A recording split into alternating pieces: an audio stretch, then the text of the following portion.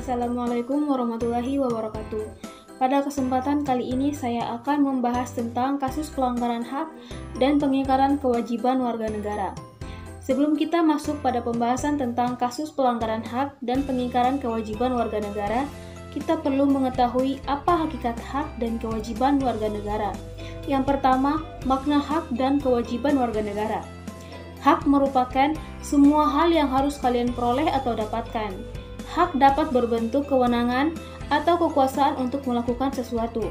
Hak yang diperoleh merupakan akibat dari dilaksanakannya kewajiban. Dengan kata lain, hak dapat diperoleh apabila kewajiban telah dilaksanakan.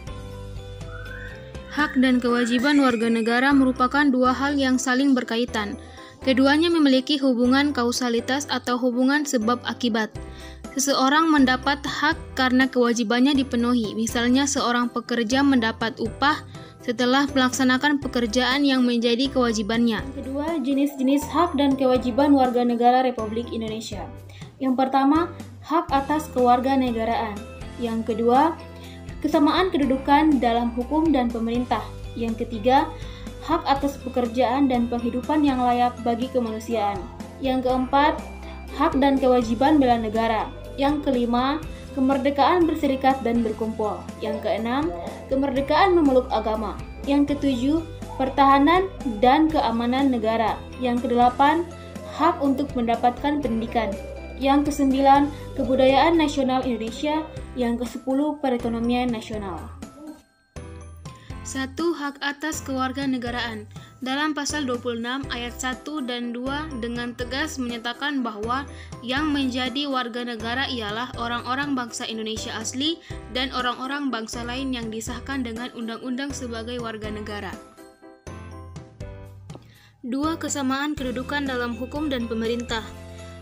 Dalam pasal 27 ayat 1 menyatakan bahwa segala warga negara bersamaan kedudukannya di dalam hukum dan pemerintahan dan wajib menjunjung hukum dan pemerintahan itu dengan tidak ada kecualinya.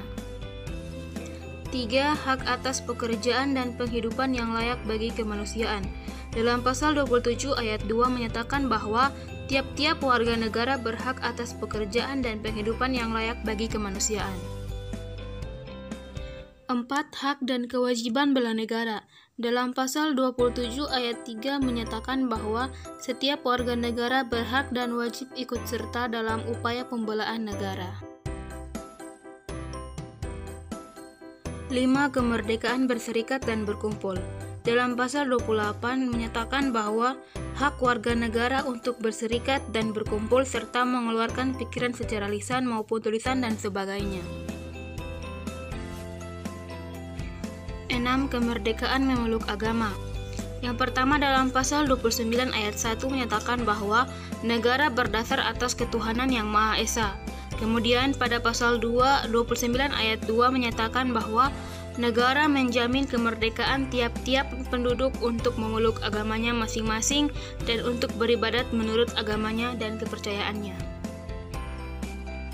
7. Pertahanan dan keamanan negara. Dalam pasal 30 ayat 1 dan 2 menyatakan bahwa hak dan kewajiban warga negara untuk ikut serta dalam usaha pertahanan dan keamanan negara. 8. Hak mendapat pendidikan.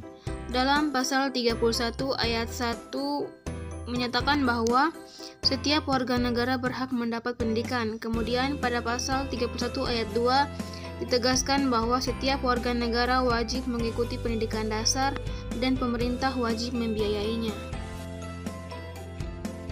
9. Kebudayaan nasional Indonesia.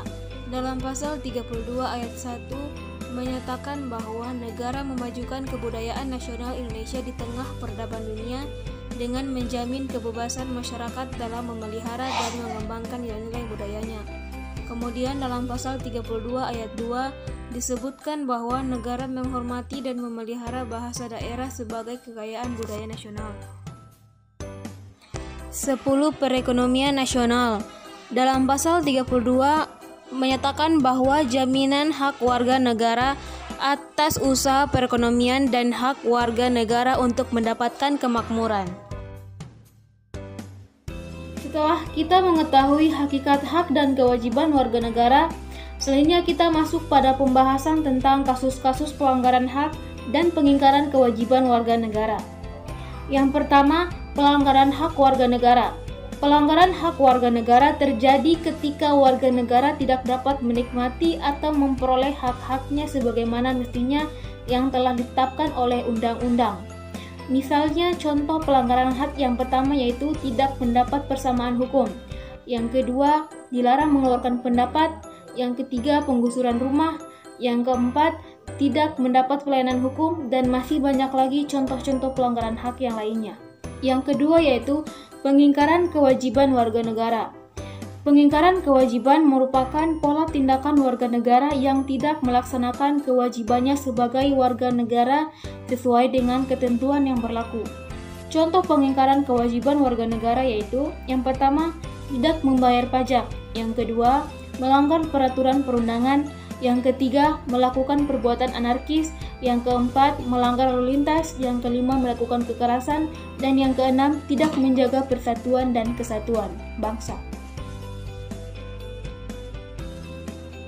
Ada beberapa faktor yang dapat menyebabkan terjadinya pelanggaran hak dan pengingkaran kewajiban warga negara. Yang pertama, sikap egois atau terlalu mementingkan diri sendiri. Sikap ini akan mendorong seseorang untuk selalu menuntut hak-haknya, sementara kewajibannya sering diabaikan. Contoh, seseorang yang memiliki sikap ini akan menghalalkan segala cara agar hak-haknya terpenuhi. Yang kedua, sikap tidak toleran. Sikap ini akan mendorong seseorang untuk tidak menghargai dan menghormati kedudukan orang lain. Contoh dari sikap ini yaitu akan mendorong seseorang untuk melakukan tindakan diskriminasi kepada orang lain. Yang ketiga, penyalahgunaan kekuasaan. Setiap penyalahgunaan kekuasaan dapat mendorong terjadinya pelanggaran hak dan pengingkaran kewajiban warga negara. Selain itu ada juga faktor yang lain, yaitu yang pertama rendahnya kesadaran berbangsa dan bernegara, yang kedua ketidaktegasan aparat penegak hukum, dan yang ketiga penyalahgunaan teknologi dan lain-lain. Berikut upaya yang dapat dilakukan untuk mencegah terjadinya pelanggaran hak dan pengingkaran kewajiban warga negara. Yang pertama, meningkatkan profesionalisme lembaga keamanan dan pertahanan negara.